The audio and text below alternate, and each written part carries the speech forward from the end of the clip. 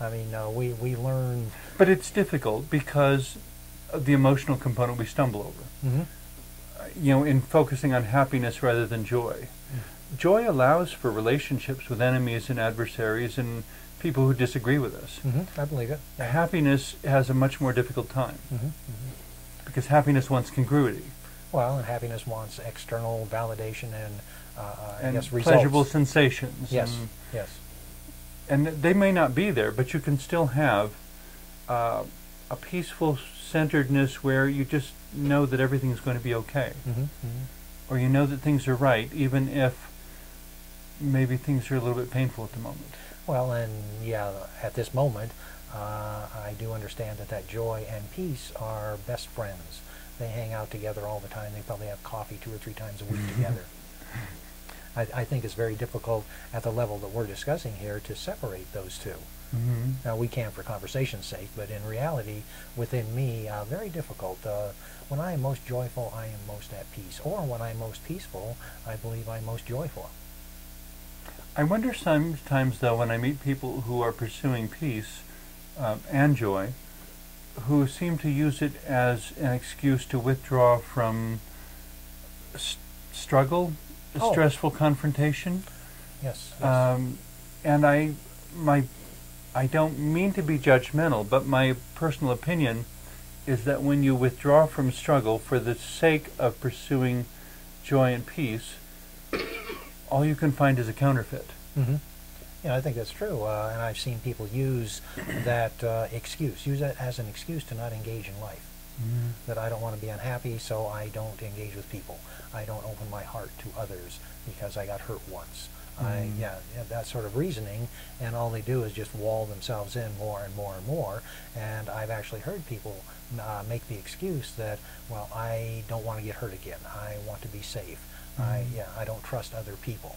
But every beautiful thing, material or not, that you can name, be it the Neuschwanstein Castle in Germany, or Disney World, or a bouquet of flowers, or a bouquet of roses.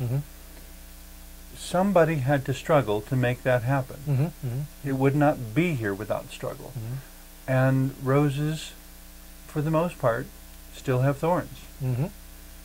You know, which is where anybody who's tending a rose garden has leather gloves on, very thick leather gloves.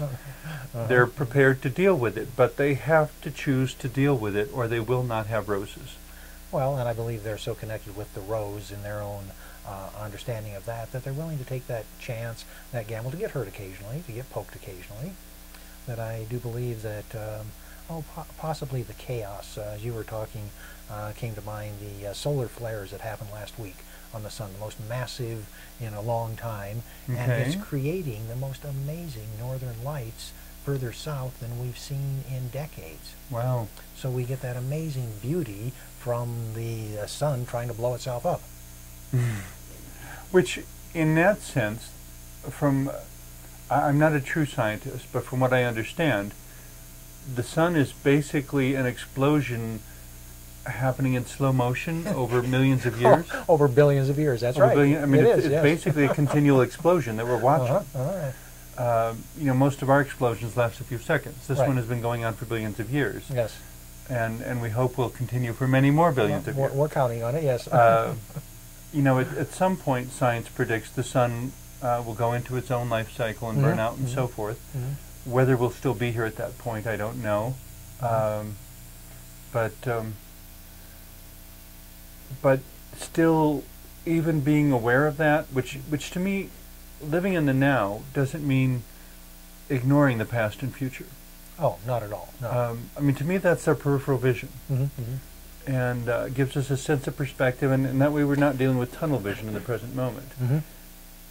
If anything, having that awareness, I would suggest, should give us a sense of joy in the present moment, that in the bigger scope of time, we were here while the sun was burning, and we got to see it, and we got to feel the warmth, and we were there. And to understand that every sunrise in its own way is a miracle. It certainly is. You know, and it makes perfect sense that primitive tribes would all get up, the whole village, right, every morning just to welcome the sun. That's right, to greet the sun rising again, because they knew that this was the birth of another day. I think they were much closer to nature